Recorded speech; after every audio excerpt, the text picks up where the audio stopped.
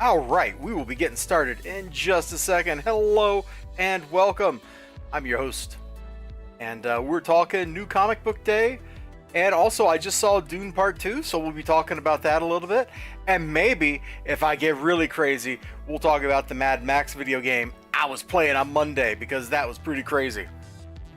There's a little bit of sunlight still, which is why we got this very blue tint to the light instead of the usual warm glow. I'm trying to use the sun. Not so sure it's being effective, but hey, that's life.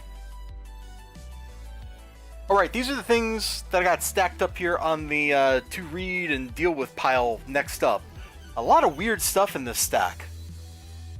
And also some stuff that's been delayed a little bit. Yeah, Sweetie Candy Vigilante, so can look for these reviews here coming up in the next couple of weeks, I guess. Let's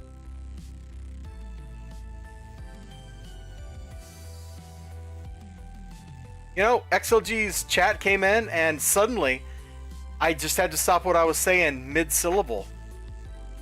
This is so early. What's going on? Were you mugged? Are the stars aligned? No, I had a dental appointment. And then it was like, do I go back to work for 10 minutes or do I just go buy comic books? And I decided I'm going to go buy comic books. In fact, hold on.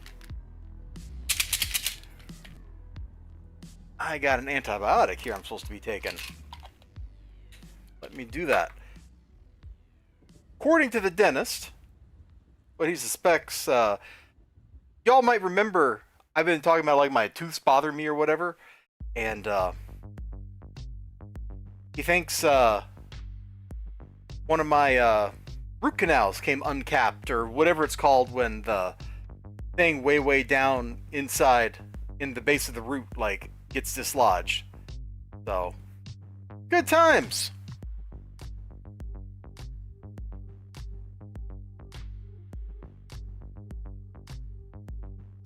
There we go. Yeah, by the time I got my script, it was like already at like the end of the workday. So I was just like, do I go back into work and sit down at my desk for 10 minutes or not? And actually no, I guess by the time I would have got back to work, it would have already been after 5. So there we go. There we go. Bum bum bum bum bum bum bum bum bum bum bum bum bum bum.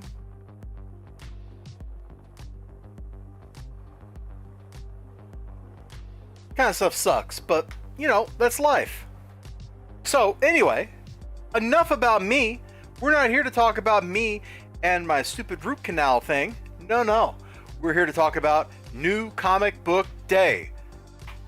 And this isn't a new comic book, but it's a book I got on New Comic Book Day, because when you go to a Graham Cracker Comics, you get not 1, not 2, but 3 books for free out of the dollar bin, which used to be the 75-cent bin, which used to be the 50-cent bin.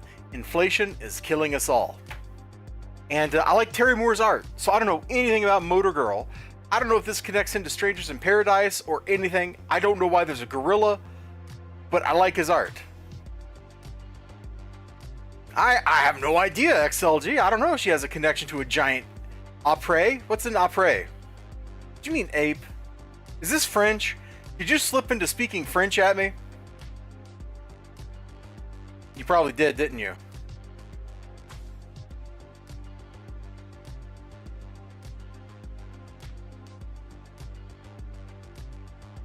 Curse your sudden yet inevitable language shift. So yeah, I don't know anything about this, and he does have some spicy art, so I'm not sure if it's safe to just open this up. I guess we'll find out. Oh boy, somebody in the hospital room. Yow. That looks pretty rough.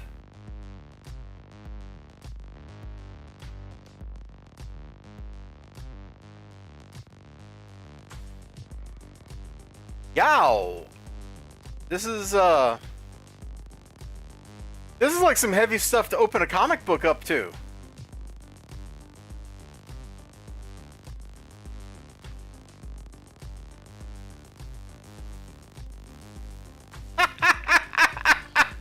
I shouldn't laugh, but that's like a very classic comic kind of punch right there. It's like something you see out of Popeye. Just bonk.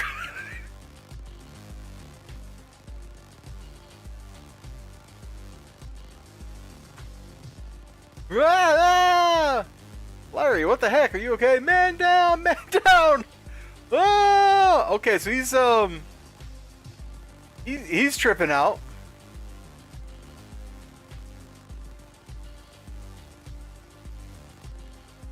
How can you say he was trying to kidnap her? That doesn't even make sense.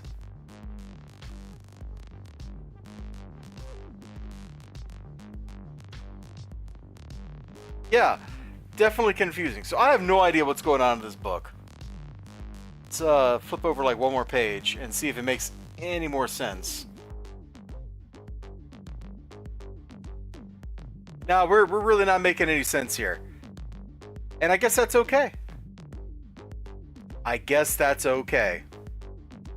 I picked it up just so I could look at Terry Moore art and flip through it. So on that basis, the price of $0, well worth it.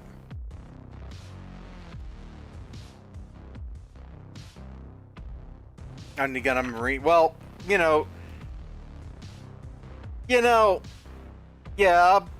but okay. Man, Ninja, I didn't pick the book up because I thought it would make sense. I picked the book up because it has Terry Moore art in it. Don't make me go get his art book, flip through it, and then get banned off of YouTube for the contents of it, okay? All I'm saying is, I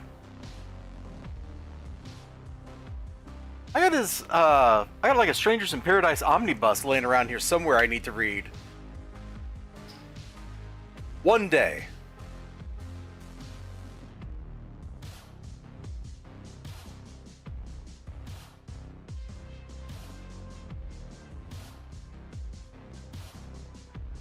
All right.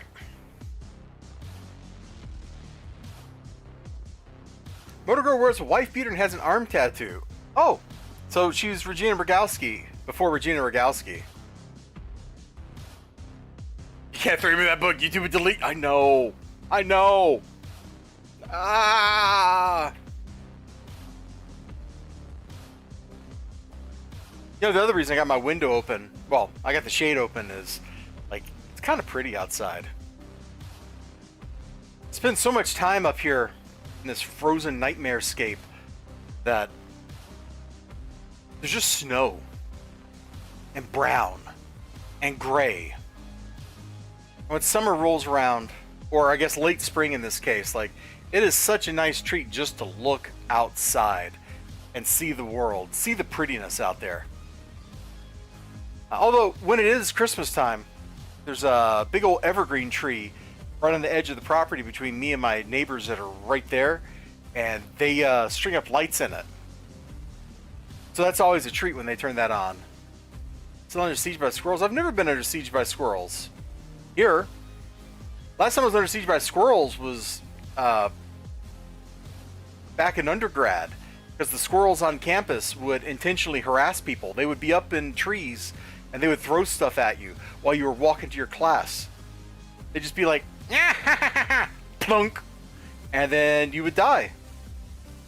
You know, we lost a couple students a week to that. Vicious squirrel attacks.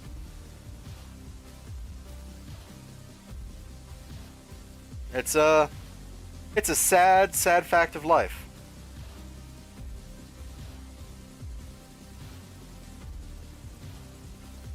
Alright, let's get the next book out here, guys. As much as I like looking at Terry Moore's artwork here, the gorilla's kind of intimidating me. I don't know why this gorilla here. There, that's a little better. That's a little less gorilla on camera. No, it's not, is it? It's not any better. Brew of the day, squirrels match siege weapons. Right on.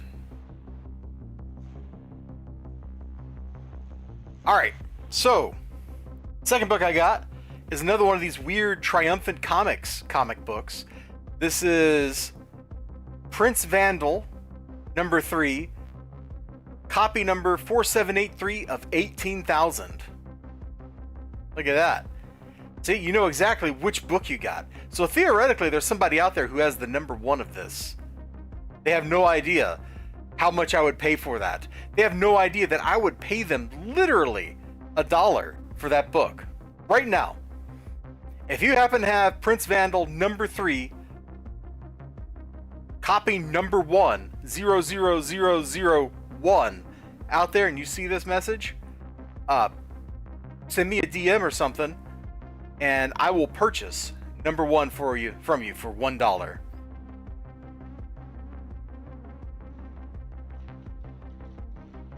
Yeah, these books are weird, man. Every one of these books I've picked up has just been completely different from every other book I picked up from this line. I don't know anything about this character, but it looks just kind of wild. He does not appear to be wearing his getup from the cover on the interior here. Is that the same guy? I don't think that's the same guy, is it? He's got a tail. The other guy had a tail. See? He's got a tail.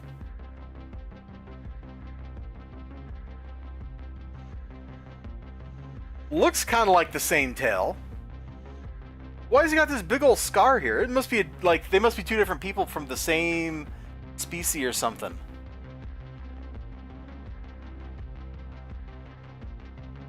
I don't know. I guess I'll find out if I sit down and read this.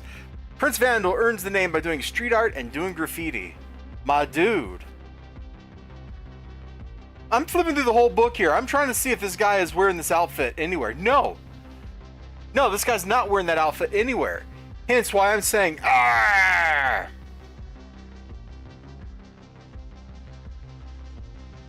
Well, it's kind of disappointing that we did not see this guy. Dude, look at his freaking belt. Oh, that's a ruffly shirt? That's one of those shirts that's got like the ruffles down the... Oh, dude. He is ready to go to a wedding in the 70s.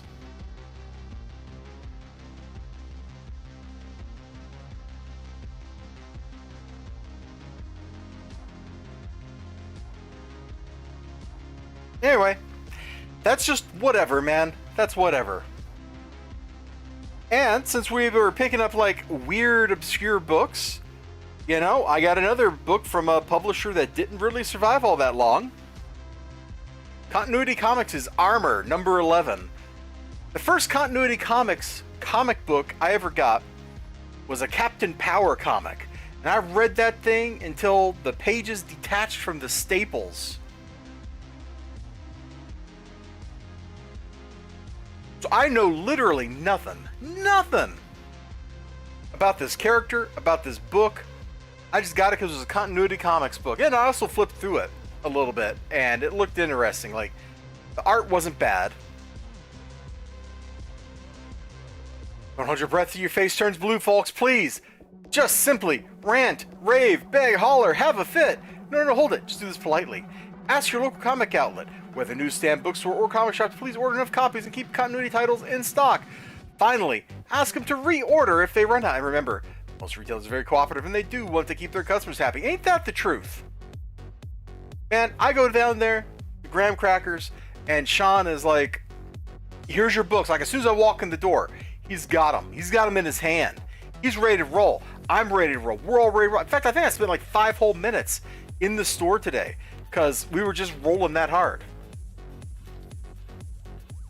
Hey, that just reminded me.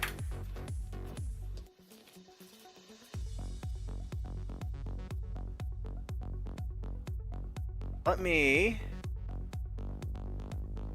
find the store. There you go, there's Little Caesars. And there's Rocky's Liquor. Okay. Oh no, what did I click into? Sorry, I went to Bing Maps instead of Google. And I'm in some sort of nightmare hellscape now.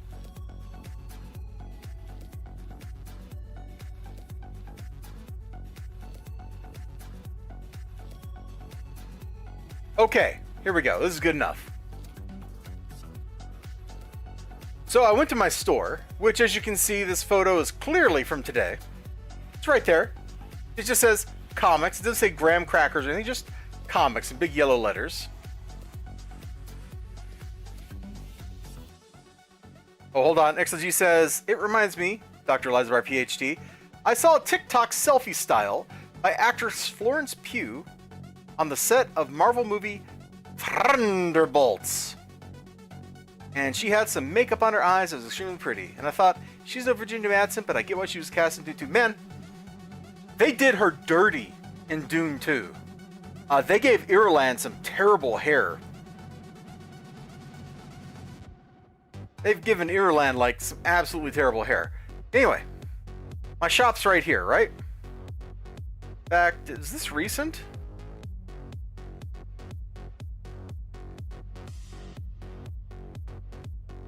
No. The Family Dollar's been gone for several years now. This is kind of old. There's a Dollar Tree, and there's like a kitchen right here that you can come and cook in or something. I don't understand it. Anyway, there's my shop. There's my shop. And over there, let's see. Yeah, over there is Rocky's Liquor. And apparently there was a dead person over there, man. There was several cop cars. Apparently there was an ambulance at some point. I don't know if I didn't see it. So yeah, that was unexpected. I found out when I went into my store, and some guy I'd never seen before came in. He was talking on the phone. My shop man was talking on the phone. I was digging through the bins looking for treasures like Armor, issue number 11 here. Totally treasure, looking for this kind of stuff. And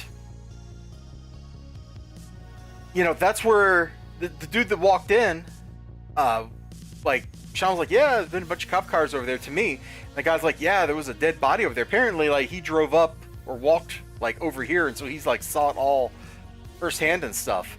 Which, this side of Madison is not a nice place anyway. There's a gas station right over there. It's a Capital City Gas or something like that. And, like, there's been a dead body. Oh, I'm not showing my right screen. There's, like, a dead body over there. It's like somebody got murdered at the gas station. This is the weird alien transmutation portal ATM that I did a couple of YouTube shorts on a few years ago. And over there is Rocky's Liquor. I think that's it right here. So the cops were, like, right there. And, yeah. It's especially weird because on my drive in, the road I was on had like some kind of crash, and there was like 4 cop cars, a fire truck, an ambulance, and I saw another ambulance going to the site, and it's a bad day. It's a bad day to be out and about in the big city of Madisonia in the People's Republic of Wisconsin stand. The ATM was possessed by the devil? Yeah, you remember the alien portal ATM? Oh, you still remember that? Yeah, hold on, we can pull that up. We have the power. We can show our own videos all we want on here, because this is YouTube. Let me find it. Let's see. Oh, bye, Fane Doll. Haha, remember that video? That's the one where I fed Fane Doll to a saw blade. Let's see. Elizabar is Google now. Oh, there we go. Phrasing, Morikyopa. Before this? Oh, Alien Portal still operating, opening months later. When do they arrive? Yeah, let's play this. That's that freaking ATM, man. It did this for months. I'm not kidding. This freaking thing did this for months.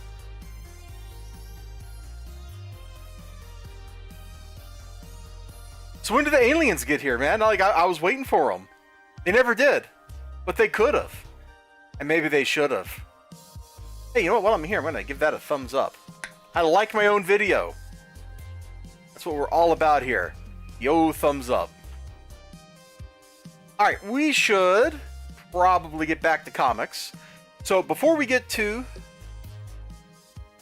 today's paid book, I did get 2 books in the mail. When I was talking to Manny Shape recently, he said he had something he wanted me to read. So I guess that's what's in this box. You can see we've got the Greatest of Apes here. And I thought, hey, you know what? Let's open this puppy up.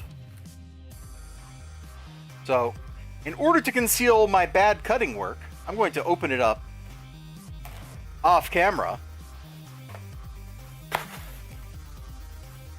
Ooh. Ah. Oh, there's another piece of tape in here.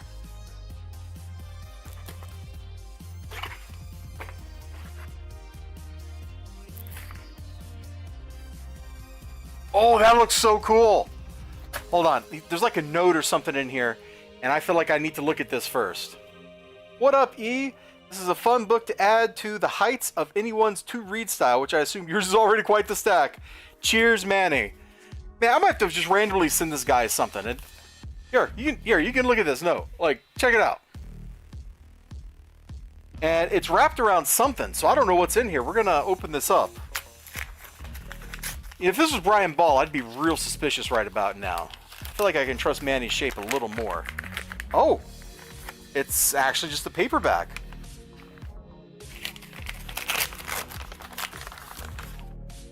More than just a game.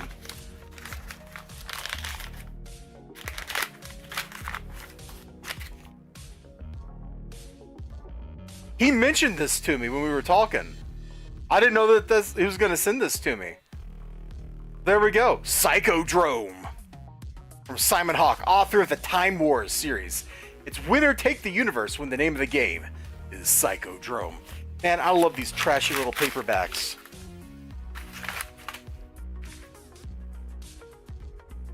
This looks like a hoot.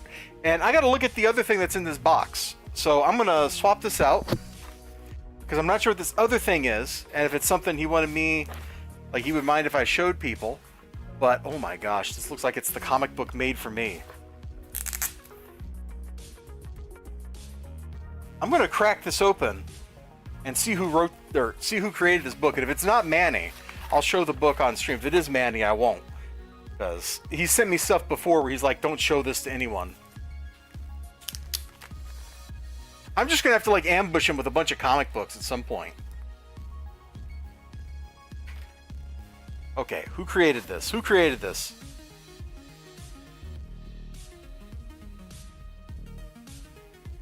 Okay, none of the people involved in this are Manny Shape. Yes! Yes! Yes!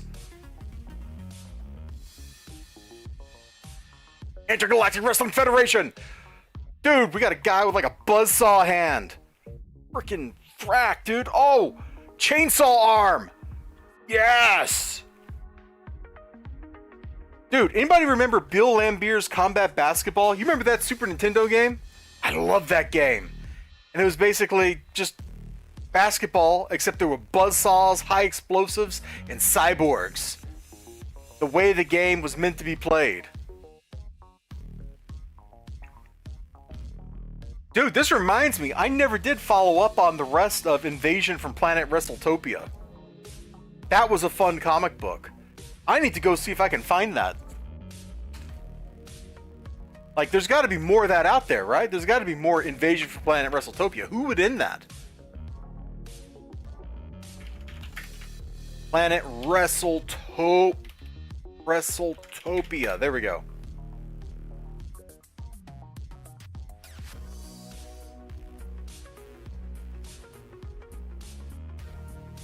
It's a 6-book series.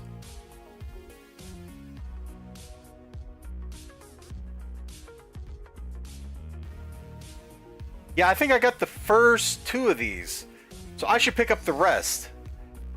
Looks like I can only get them on Kindle now. Oh, that's kind of a bummer. I'll see if I can find paperbacks or if there's a trade or something I can grab. That was pretty cool. I'm not showing my screen because it's... Oh, I guess I wouldn't dox myself now because I've scrolled down far enough. But these were pretty cool.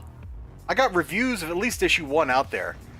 It's about basically like a washed up wrestler who boasts that he's like the wrestling champion of the universe, and so the leader of Planet WrestleTopia challenges him to a wrestling match.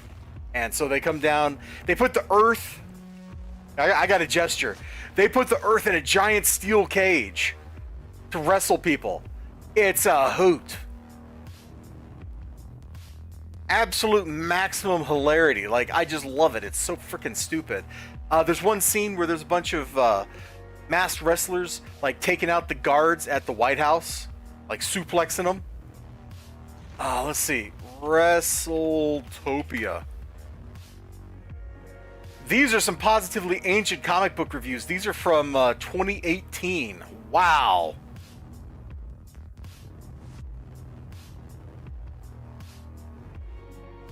Oh, man. Look how primitive this is. Am I doing my cell? Is this my cell phone? No, this is the head-mounted GoPro. I think this is when I had the GoPro on my head, dude. Oh my gosh. No wonder nobody wants to watch my videos. Yeah, this is a hoot. This book was great, man. This is totally the head-mounted GoPro.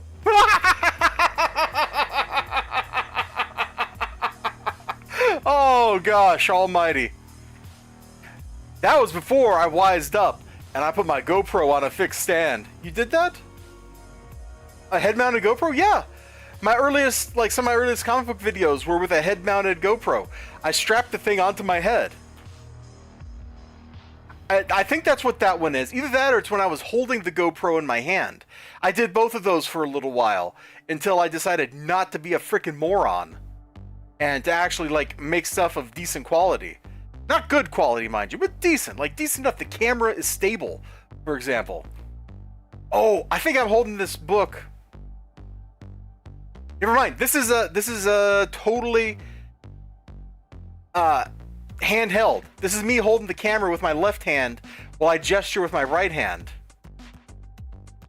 So yeah, this is a handheld. I'm holding the camera in one hand here. But there was some videos I did where the camera was totally head mounted, and it was not good. It was not good. This is also not good, but you know, I had enthusiasm back then. I thought I was a real person. I thought I could be a contender. That's relevant because wrestling. Dude, I'm gonna have to send Manny a very nice thank you for shooting me this stuff. I was not expecting anything from him. But hey, you know, whatever. I love this though. That looks so cool.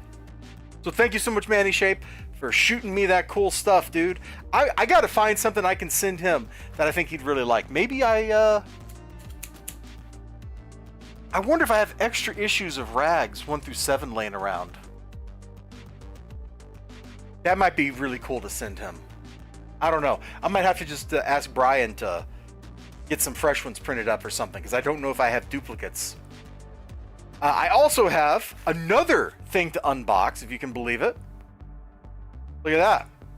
So yeah, let's unbox this right here from Coffin Comics. This should be the latest Lady Death or whatever series book. I've lost track of these. I haven't read one of them in like 2 years. I'm just like stockpiling them like some kind of weird hoarder. Yikes. Looking around my room, that's a little truer than I'd like to admit. So let me just go ahead and cut the tape here so you don't see my bad cutting job. And I guess I should probably get these books out of the way, because there's going to be a million things here, man. It's a Coffin Comics thing. We're going to have like 227 cards and stuff I can't show on YouTube. Ninja Weasel nailed it. And of course, as always, I will have to do the initial part of the open over here off camera, because there's almost always like a letter with addresses and names and stuff on it. Yep, there it is. Because they put the packing slip in. They also use blue painter's tape, man, to secure the bags. This stuff does not stick to the cardboard. It does not stick to the plastic. This is like the best tape. If you are shipping comic books out there. If you are shipping comic books, use blue painter's tape. It is so gentle. We'll demo that here in a second once I get the other part of this out. Okay. And let's see. Get this letter out of here.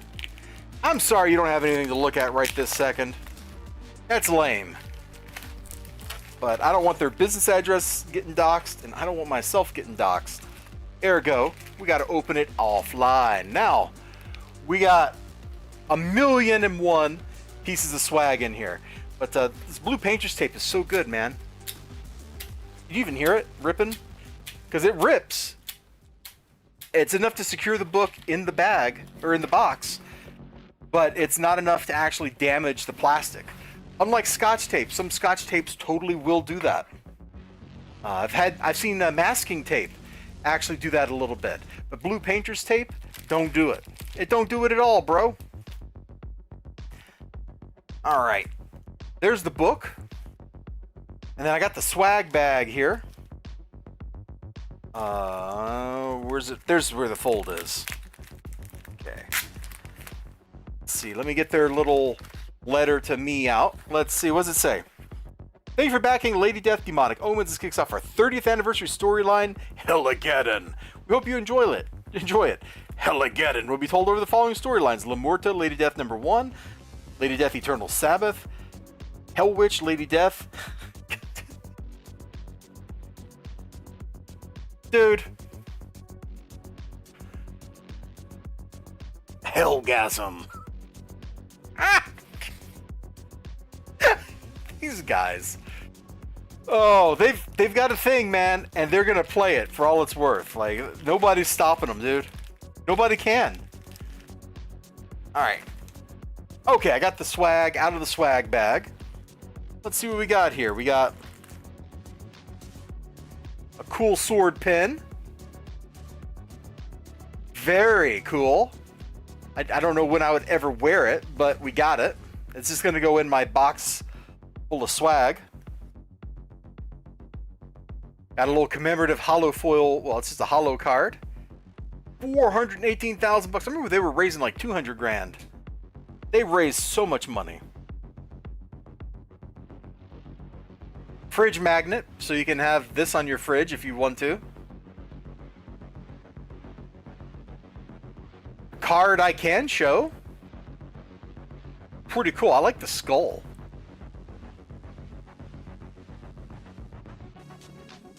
Kind of a classic Lady Death look with a scythe. Nothing really out of the ordinary with that one. Dude, these are all Lady Death cards, which means I probably can just show them all on stream. Here's another cool Lady Death card. Kind of like a Valkyrie kind of look with that little like skull cap thing going on. And an owl. That's very Greek. Lady Death bookmark. I'm pretty sure I can, in fact, show that on YouTube. But if the stream suddenly cuts out, you know why? Dude, I'm not kidding. I was doing a review of LaFay #1, and YouTube just killed my stream, like mid-stream. It's like, what are you guys doing, bro? What are you doing to me? You can't just kill my freaking stream. But they did. They're like, a little too much side boob, and it's like, it's not showing anything. I got a big vinyl sticker, and a couple of little like mini prints here. Surprisingly, all of this was showable on stream. I don't know what the world's come to. I guess they're reserving all the naughtiness for the Hell Witch Hellgasm crossover thing. Get you out of here. Kind of like fling this stuff over here carelessly. There you go.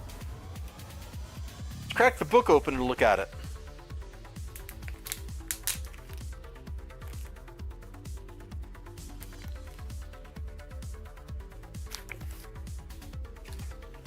Oh, hold on. We got two books, actually. We got this book, and we got this one, which looks like an art book. We're definitely not looking at the art book until I, like, flip through it a little bit. But we can certainly look at some of the stuff in here. That transformation sequence is pretty cool looking, actually. The color is really great over there. That looks really cool. Ah, look at the face she's making eating that pie. Suddenly, I feel like I'm looking at Sweetie Candy Vigilante with a face like that for the sugar. This is amazing. And of course, more traditional Lady Death kind of stuff, where you got like beautiful women riding into battle wearing not quite enough armor. Oh, hey, there's Lamorta. I haven't bought a Lamorta book since like the first one I got. The character just didn't work for me all that well. Hubba, what's going on over here? I don't know, we'll have to find out. Yeah, shove a microphone in Lady Death's face. That's gonna work out for you. Ooh, good thing we didn't open up to that page. Or that page. Those are okay, but kind of boring. Oh! That's cool!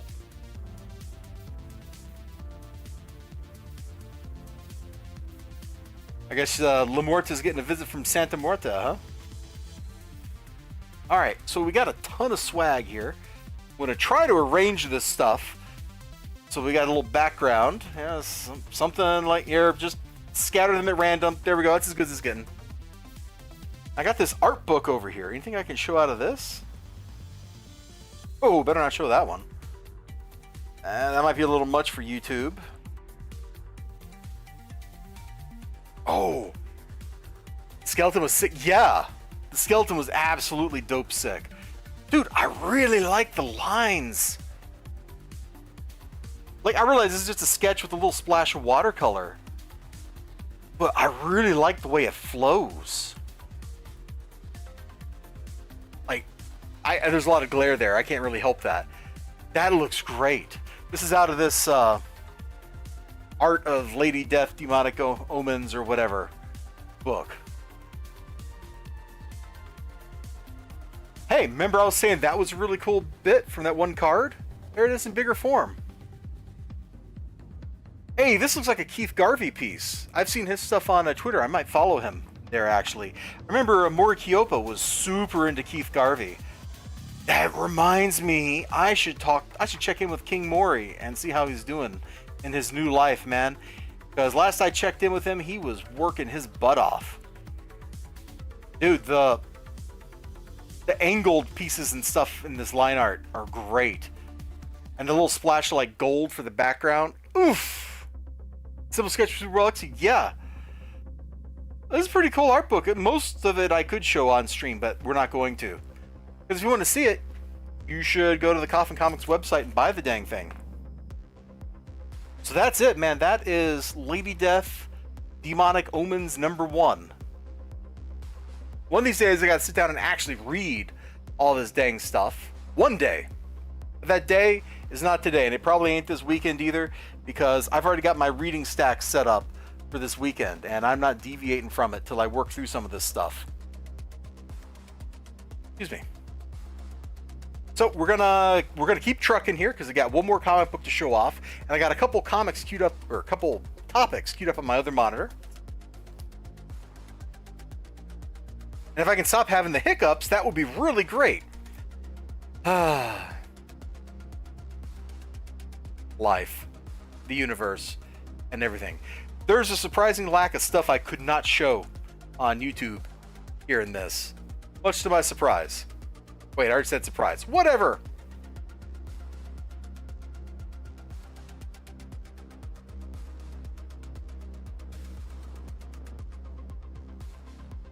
So give me a minute to pack all this stuff back up here, so that I don't have 700 pieces of swag laying around on my desk. I mean, I already do, but I don't want to add to the other 700. Okay, there we go. That pin is real cool, though. I should see, like, if anybody, like, is really super into, like, one of these pieces of swag or something, you know, and you're, like, somebody I know, like, Ninja Weasel, like, if you are going, man, I would really like that sword pin, like, just let me know, dude. I'm not averse to just, like, shipping you this random sword pin, because I'm never going to wear it, whereas in your job, driving around, doing cool stuff, and doing cool stuff to people, you might wear it to intimidate somebody, you know, I don't know. I don't know what you science techie people like to do in your spare time. Where's the... There it is. I could not find the, I'm not going to say it. Oh, I'm going to say it. I couldn't find the hole. Oh, no! Oh, I said it. Alright, there we go. Let's drop the pin back down in here. Boom. And let's fold that over. And how big is this other bag? Is this like a Silver Age bag or what? Like this was in a bag and a bag and a bag. Well, I think that's bigger than a Silver Age bag. I can use that to wrap up a trade paperback or something. We's gonna do that.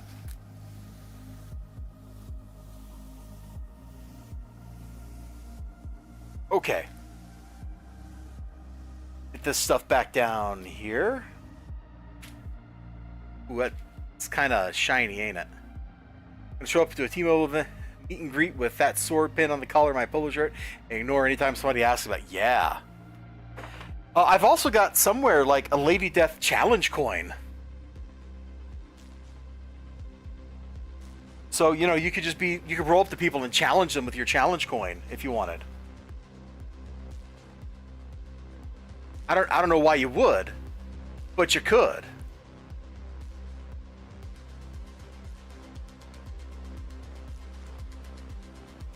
Okay, there we go. We got one more book to look at here.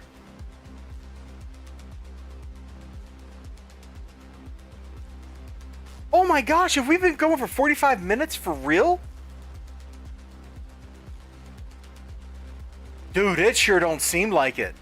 I feel like I've been talking for just like 5. Wow. Yeah, it must mean we're having a good time. Here it is. Title of the stream, man. Dune, House Carino #3. I've still got to finish reading House Harkonnen. I've never read the prequel novels. I own a couple of them. Like I own the one about the Butlerian Jihad. I got that downstairs. I got a couple other ones. Oh, looks like the Bene Tlilax are doing something. Yeah, it's their artificial spice.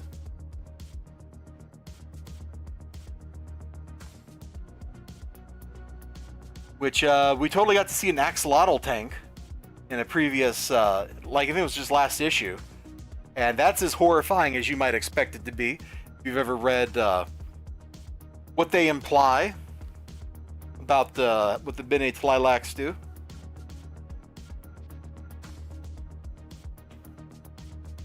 This book's not really... You know, there's not actually a whole lot in there to show. It is not particularly like stunning or spectacular.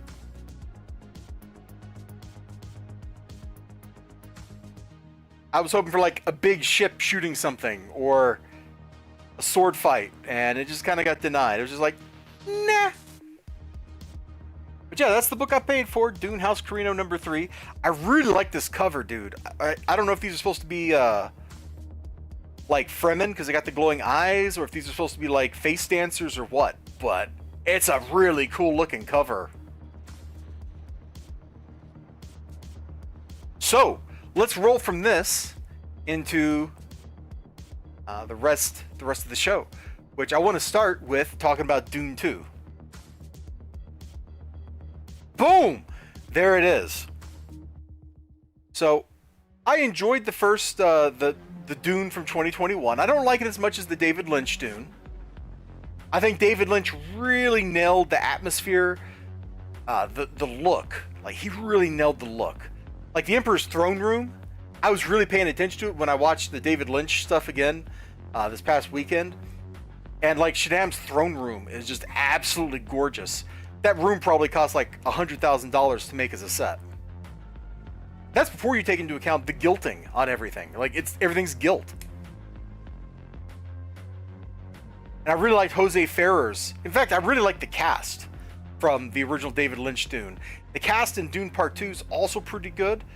Stellan Skarsgård's Baron is very different.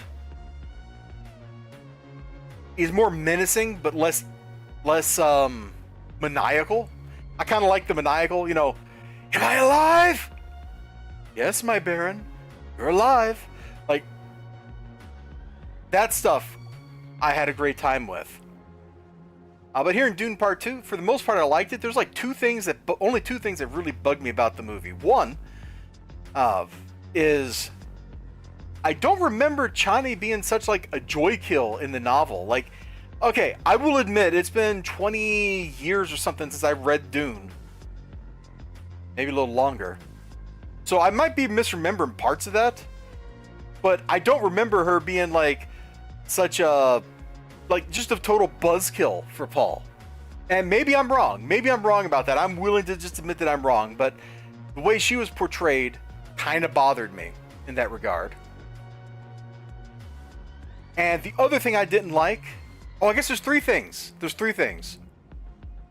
second thing I didn't like is I really wanted more screen time for Christopher Walken. To be the Padishah Emperor, he was not on screen very much. And when he was on screen, he did not emperor. Like, okay, I get the part where he's talking to his daughter, like Irulan, and they're playing chess or whatever, like very casual emperor. But later, like when he shows up, and even after Sardaukar are defeated, he's not acting like I am the emperor of the universe. You know, he makes one demand to Paul at that point, and it just kind of that's it. You should kiss my feet. Yeah, I got to tell you, the Fade Ralpha stuff was excellent. We're gonna talk about my thoughts about that in a second.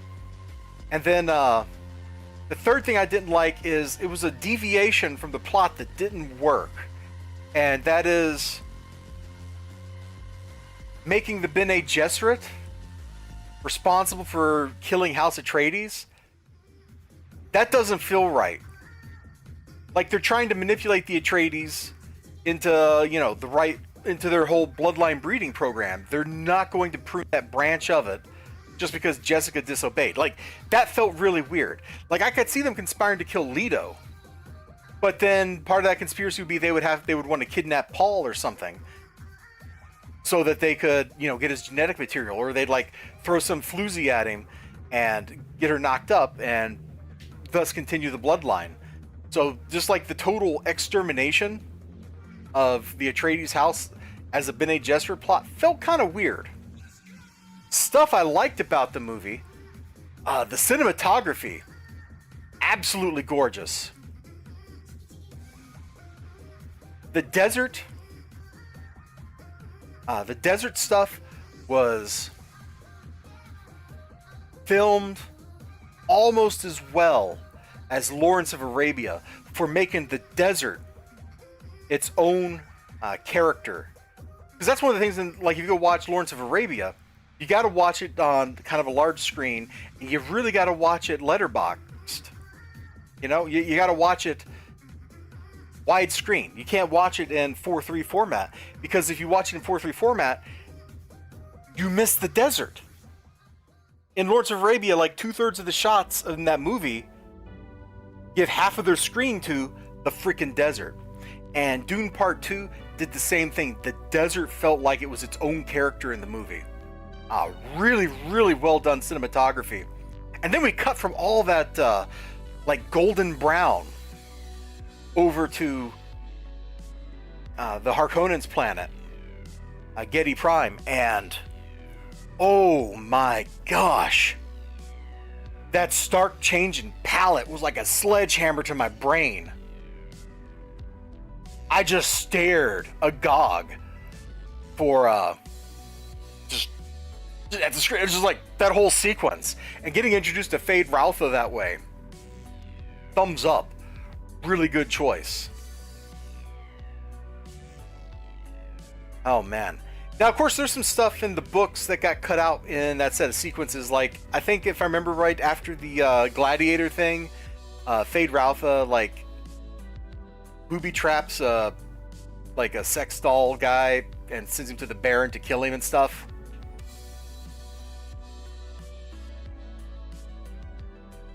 I'll look at the chat in a second, guys. I want to make sure I get all my thoughts down. Let's see. Cinematography. Pacing was good. The little bits of humor, like when Stilgar was talking to Paul about crossing the desert, and he's like, you don't have to worry about the big centipedes. You just got to worry about the small ones. When he says small ones, he's holding his hands like 3 feet apart.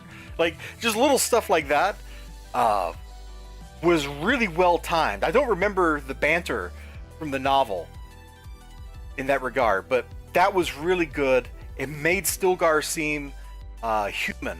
Whereas if you go back to like the David Lynch, everybody in that movie, including Stilgar, basically playing archetypes. They're not fully fledged characters. They're kind of like the archetype of what that character's supposed to be. And Dune Part 2 really gave us time to get into Stilgar's character, to understand Stilgar. When Gurney Halleck shows up later, I like the friction he has with the Fremen. That was really nice too. So all in all, like, I really enjoyed Dune Part 2. I liked it a lot better than I thought I was going to. And I thought it was just going to be kind of okay. Like, I got some serious quibbles about the first one, but the second one did not really have those problems. Okay, let's look at the chat here, and let's see what we got. XLG, I think they developed a bit of drama around the fact that Zendaya is a big star. Yeah, like I said, I don't remember Chani being that way in the books. Maybe she was. See, XLG, you should kiss my feet. Yeah. That Fade Ralph stuff was so good, man. Oh, and Batista. Like Batista, that was his portrayal of Raban was really good, because I like the coward turn he picked up. That was just so good. Let's see. You don't understand that the Fremen also had a Reverend Mother? Yes, they explained that in the movie.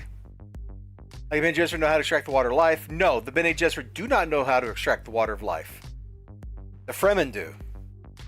I kind of liked that Shai Hulud is the grandfather worms instead of one big one. Shai Hulud is just the name for the worms. Bless the Maker in his passing and all that stuff. But no, in fact, the whole like Chani not being into Paul has to do with the Reverend Mother's existence in the Fremen population. Because the Bene Gesserit sent basically missionaries to every planet in the known universe, all 1,000 worlds or whatever it is, and they're like, on each of those worlds, they build a mythology that they can later exploit. So they create like a messiah figure, and they set up all the pieces of a prophecy. That way, in an emergency, their agents can use that prophecy. So there are Bene Gesserit, or there are Reverend Mothers on Arrakis, because there are Bene Gesserit that have been sent there specifically to proselytize to the Fremen. You also need to remember too, in the Dune universe, there's only one religion, really. Everybody in the Dune universe follows the religion that's laid out in the Orange Catholic Bible, which I don't think they mentioned in any of the movies. And so it's a combination of every terrestrial religion into one text. So that's why in places you see them using like Arabic words, and in other places English words, and stuff like that, because all the religions were merged together into one single belief system. So when somebody like says, one cannot go against the word of God, like at the end of the David Lynch movie, when Paul is ascendant on Dune, like that's the religion they're speaking into, is this weird is that the right word? Syncretized? Syncretized? Whatever the word is. It's like, it's that weird amalgam of stuff. And so the Fremen have their own variation on that religion. It's essentially the same religion as everybody else, but they've substituted other concepts into it.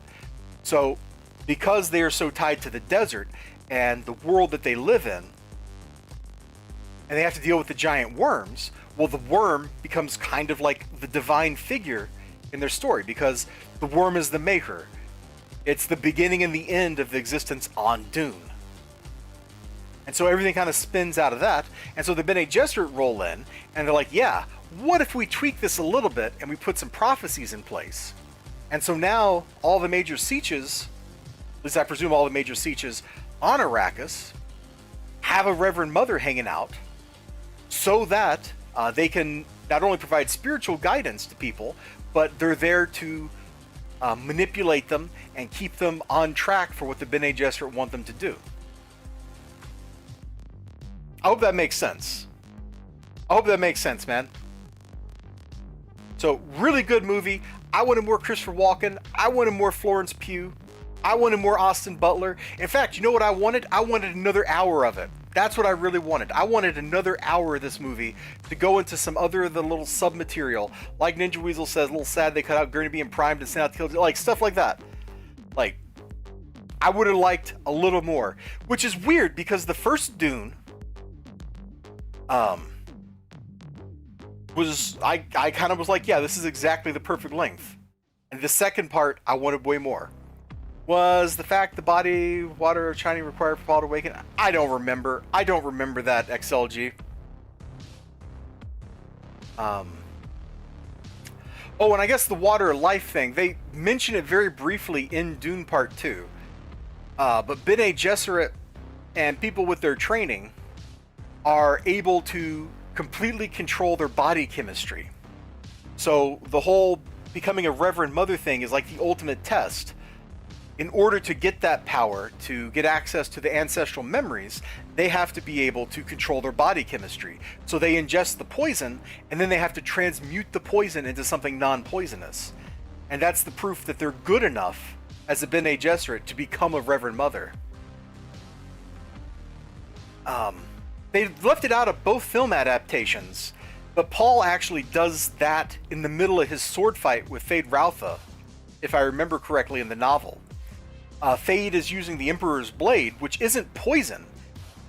From the perspective of what's on the blade will not kill him, but the blade that he's using has a soporific on it, meaning makes you sleepy, makes you tired and lethargic.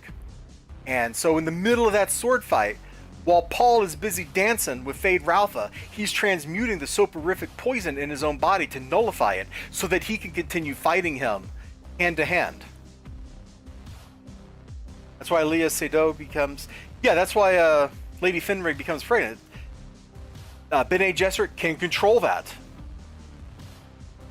They absolutely can control that. They expound on that in some of the later novels, where they can like make a single fiber of muscle move and no other muscles around it. Like, just absolutely crazy stuff like that. And as good as the Reverend Mothers are, like, if I remember right, the matrons also can do that when they show up in like the 5th or 6th novel. And they don't have nearly the discipline that the Reverend Mothers and the Bene Gesserit have. The face dancers are even weirder too, because they not only can control like single muscles and stuff, but they can just completely reconfigure their body. Totally wild dudes. I'm real curious to see if they're gonna like somehow try to adapt Dune Messiah into a third movie, because I don't see... People are always like, oh yeah, Dune is an unfilmable book or whatever, and I don't really believe that, but Dune Messiah... I really don't know how you would film that book, because it's just kind of like, it's all in Paul's head. Like, so much of it is just like how Paul's feeling. At least that's what I remember. Face dancers are freaky. They sure are, man. What is the face dancer's name from Dune Messiah? It's Skytel or something like that, right? Dude, it's been a really long time since I read Dune Messiah and Heretics of Dune. Like, I've read the first novel more recently than I've read the sequels.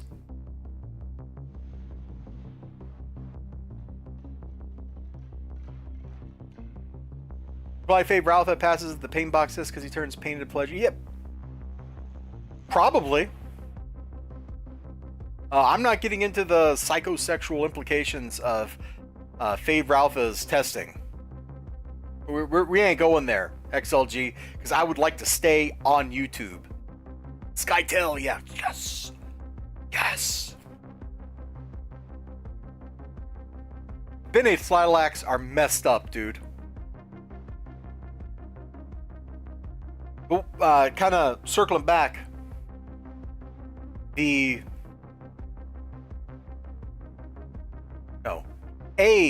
key theme of the Dune novels, of the Dune setting, of the whole Dune overarching story. And again, I'm going to say I haven't read the sequel. I haven't actually read all the sequels, and I sure ain't read, or I haven't read any of the sequels, and I haven't read much of the prequels except what's in comic book form. But kind of the overarching theme, at least in Frank Herbert's novels, is that the human mind can overcome mere physical limitations. Shout out to my man Paul looking at the Baron going, "You die like an animal." Yeah. Oh, hiccup. But it's all about how the mind, what it means to be human, is that you can exceed mere physical limitations. Like the Bene Gesserit are all about, yeah, we're going to transmute this poison into something harmless. Yeah, you know what? We can do, we can effectively be psychic to some extent. Like, they're really only psychic to other Bene Gesserit. They don't go around reading everybody's mind verbatim, but they're telepathic enough they can tell when somebody's lying, even if they're not in the room while it's happening. The Bene Tleilax, the Tleilaxu, they make the face dancers who do all sorts of crazy physical manipulation of their own body. They make the axolotl tanks, which are people. All that kind of great stuff. The Mentats, human computers. All that kind of stuff. It's just really fantastic that the thing that makes you human is that you can overcome the physical limitation. That's what the whole test is about, that they give to Feyd-Rautha, that they give in the movie, they give to Paul in the movies, in the book, is, are you human enough to overcome your reflex? Because if you're human enough to overcome that basic reflex, as they say, even a flatworm turns away from pain. If you're human enough to overcome that reflex, maybe you're human enough to do some of that other crazy stuff. You like that the Baron stuck to... Oh, I love the fact that he crawled to the throne. Yeah, he looks up, he sees the throne, he's like, I'm going to go sit on that son of a gun. He don't make it, but he sure goes for it. So yeah, I liked part 2 better than I liked part 1.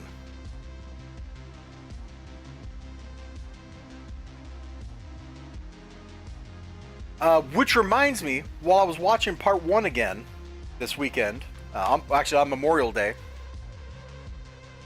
I noticed one thing that really, really struck me as wrong.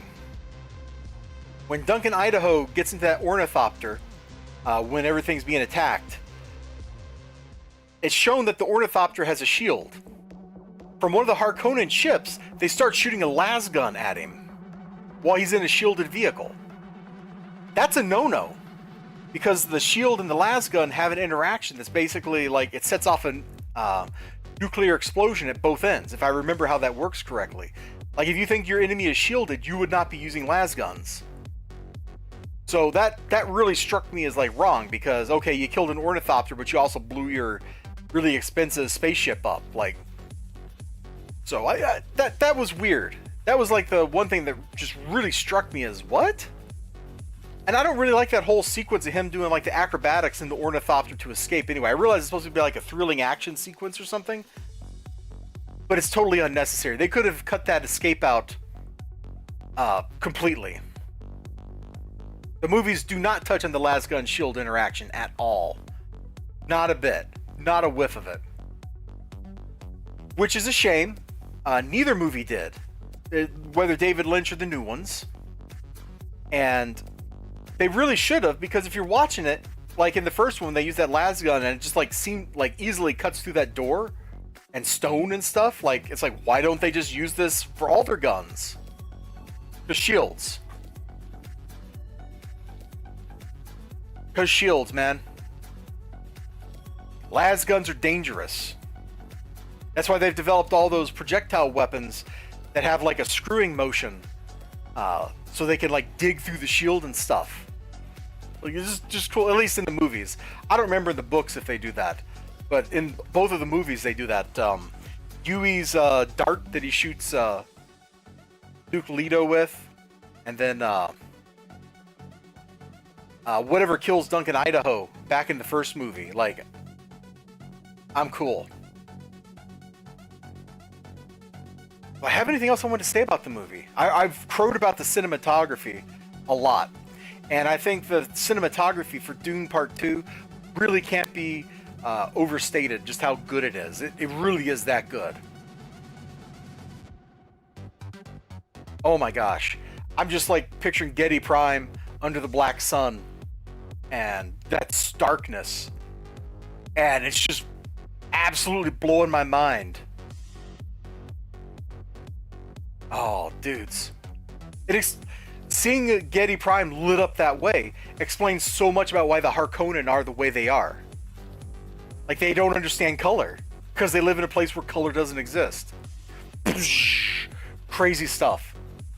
Anyway, I think that's all the thoughts I had on Dune Part 2. I really liked it. You should watch both parts if you're at all interested in this stuff. Oh, we ain't explaining how Harkonnen fireworks work. That is not happening. Because I don't know how they get that collapsing oil bubble, dude, and I ain't even gonna try. We're signing off from the review from the Harkonnen fireworks. No, we're noping out. No more fireworks at all. Let's see. You all might remember, this is just me kind of crowing about this. You all might remember years ago on YouTube, I got, it might be 2020, and then I think I revisited it in 2022. This game called Guild of Dungeoneering. Really fantastic game in its original. Way to go, XG, you killed the stream. Yeah, he did. Really fantastic game in its original implementation. Then they did the Ultimate Edition, which is this bump right here in 2022. And, yeah, it basically made the game unplayable. Like, you could no longer get money to buy stuff with. They made, like, basically the strat I went with half the time. Oh yeah, we're not ending the stream. It's not ending it. And we got 3 more things to talk about. Sorry, let me start over about Guild of Dungeoneering. Let's cut over here. We'll get a thumbs up. Boom! Now, Guild of Dungeoneering is a game I really, really liked when I played it. It is a... You build your dungeon while playing in the dungeon with cards. And cards are also your equipment and your abilities and stuff. And in its original life, with its first 2 expansions, it was a lot of fun. The expansions were a little bit harder, but they introduced some new mechanics and some interesting classes and stuff like that, and it was all cool and fun. And you can kind of see, basically, here's the original game launch, here's the DLCs, I think, and it was never super popular. It's a very niche game. But then come November 2021, they put out the Ultimate Edition, which somehow, I don't know how I got it. They must have gave me the code or something. I don't remember. And I tried playing that, and it was infuriating. Because in the older one, you could ensure that you had enough money to actually buy upgrades by basically grinding. But in Ultimate Edition, you were capped at getting a pittance of gold per map. So you could no longer unlock stuff. You could no longer unlock power-ups and new equipment and things like that in a timely fashion, which is lame. And they also changed the balance of some of the cards. And so one of the things I would do later in the game especially is I would do like a mind build. And you get enough of that stuff and you just get some really cool cards that you can bust out. But those cards are way more harder to get. They're not as, like that one card I'm thinking of. It's not Refresh. It's I don't remember the name of it. It was like one card in particular that was really, really great, and they just totally killed it. And it basically killed that whole style of playing. Which, okay, that's fine. You can nerf stuff back down, but this is like pretty brutal, dude. Like, I realize every game has drop off after the shiny wears off, right? But you can kind of see, like, when updates came in or when YouTubers were playing it or whatever, and then the big release, and then since then, like, it's totally dead. The developers completely rejected any and all feedback from the actual players of the game about the new balance sucking. And nobody's playing the game. Who could have thought that this would happen? Now, if you want to go check out Guild of Dungeoneering, man, I got YouTube videos for days playing that game. You can go check that stuff out. It's a hoot, and I can still recommend it, but only kinda. The real highlight, the art style is sublime, and then the real highlight is the narrator, who is this sarcastic singing jerk, and it's fantastic. It's wonderful. All right, anyway, that's all I want to say about Guild of Dungeoneering. Like, I've been sitting here just like crowing about this. Like, it's funny. Some interesting stuff here. Apparently Valorant has functionality, so it not only does screenshots of the game, which I think Call of Duty does, but it takes screenshots of your entire PC, all your windows, and uploads them to Valorant servers, which seems really shady. And since they have rootkit, you know, anti-cheat for Valorant anyway, they can get away with whatever they want to do. It's scummy. Don't play Valorant. So yeah, I was not going to play Valorant anyway, but I know a lot of people out there like Valorant. Don't play it. Not only is there a rootkit, but they're looking at your Discord chats. So you probably have something embarrassing in there you don't want to show people. Like if I look over here at the last thing XLG sent me, you know, there it is. There's a video of Vince McMahon throwing a kid in a wheelchair out of a room. Right. So you know what I'm gonna do? Oh, hold on. Can I? Give me a second. I gotta jigger windows around here and show this. It's a hilarious video. It's one of my favorite Vince McMahon videos. I got a folder of stupid wrestling videos, and this is in it. Let's see. No, this is Kenny Omega. Lance Archer thing that got me in trouble with the copyright gods. Oh, here we go. Evil Vince, go for a ride. This is the file I want. WWE's gonna copyright strike me. So yeah, if like they're getting people's screenshots or whatever, then you know, they totally would see that I sent that video to XLG, and then he was like, somehow the fact that he closed the door makes it worse. And I'm like, out of sight, out of mind. Like, you don't want that level of cringe in your life. You just don't. But apparently the Valorant corporate overlords do. This was a really insightful message. Like, he's correct. 90% of the problems surrounding modern entertainment are summed up in this all-time banger tweet. Back in the day, if you did a TV show called Surf Dracula, you'd see that fool surfing every week in new adventures. But in the streaming era, the entire first season, there's got to be a flashback about how we got the surfboard. So you finally get to see him for 5 minutes in the finale. Like, that's true. Like, look at the Iron Fist show, right? He spends all but like one episode of that first season being the lamest lamer ever. Okay, that's an exaggeration. He spends half of that first season being super lame until RZA shows up, films one banger episode, and then leaves, and everything goes downhill again. We don't need Danny Rand's origin story. You know what we needed?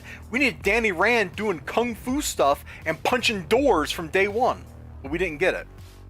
A lot of modern TV is kind of like this. It's a really weird observation, and it's really weird that I hadn't thought of this myself, because I agree with it completely. You vote we don't look at the Iron Fist show, it was bad? Yeah. It was not great.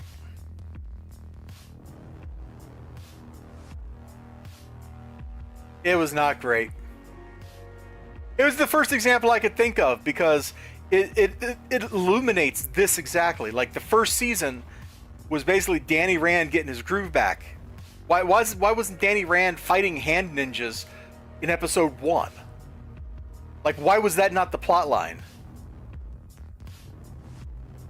You know, we get like 10 minutes of Danny Rand going through a training montage at the beginning of the show, and then suddenly Danny Rand is fighting ninjas for 10 episodes, and then he goes back to New York, throws a guy out a window, and is like, the Rand Corporation is mine again.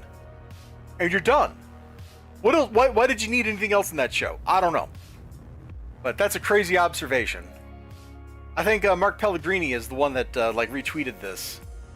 And then the last thing I had here, bruh, is this real? Is that actually the US cover for Spice and Wolf? How terrible!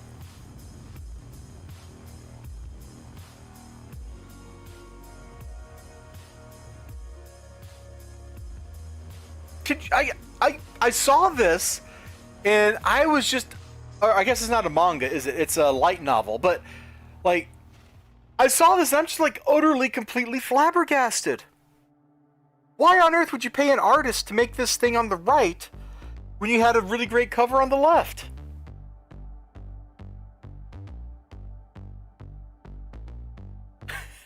Ninja was still stuck on Danny Rand. Danny Rand spending 20 years becoming the greatest martial artist to walk the earth. Actually, wouldn't that be, Wow, I blinked on his name. The guy who's the deadly hands of Kung Fu, isn't he the greatest martial artist on earth? Like, he doesn't have super punches. He just literally is a walking weapon.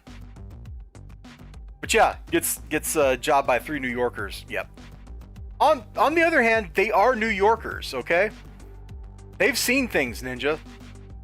They've absolutely seen things. I'm just... What? I can't get over this. I saw this. I'm like, I have to show this on my stream tonight. Nobody's going to believe me if I start talking about how they made Spice and Wolf's light novel look like smut.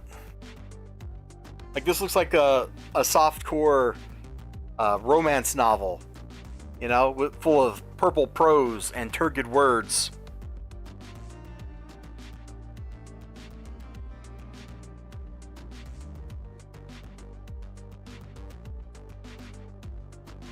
That's crazy. Hold on. Madame Gao is the true greatest. I can go with that. Hold on. I got a...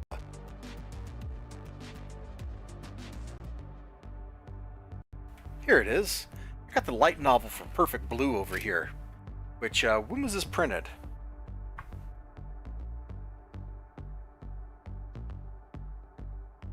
When was this volume printed? 2018. So, you know, this is like the only light novel type thing I own. I don't even know if it really is a light novel, but that's what the cover looks like. Absolutely wonderfully fantastic. It nails the core of the story. The lost innocence, the fallen idol, the violence, the blood, the danger, the madness. Like, her eyes aren't visible, implying madness. And then they top it all off with this beautiful, wonderful, completely, absolutely decadent and debased Art Deco font. And then I look over at this Spice and Wolf cover.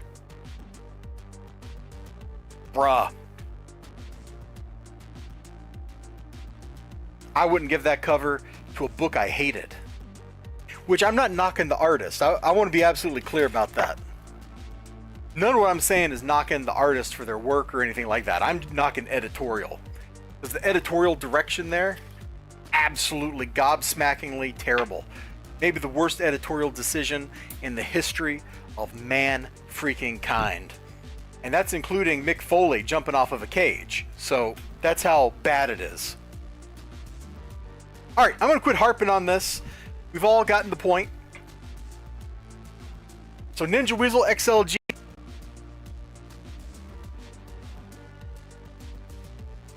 Sorry. Ninja Weasel XLG, you beautiful, beautiful lurkers. I'm gonna call it a stream here. We actually went a little longer. We went a lot longer than I expected. Holy moly. Well, that's just proof that we were on a roll tonight. We haven't listened to the Katana Zero soundtrack. Great game, even better soundtrack. You should go check that out on Steam. Do recommend. And take care of yourselves. I'm going to do that thing where I flip over here. You see, I already turned the lights out. So you're going to get a very shadowy thumbs up. We're going to let the music play for a little bit, and then the stream is going to suddenly end. Take care, everybody.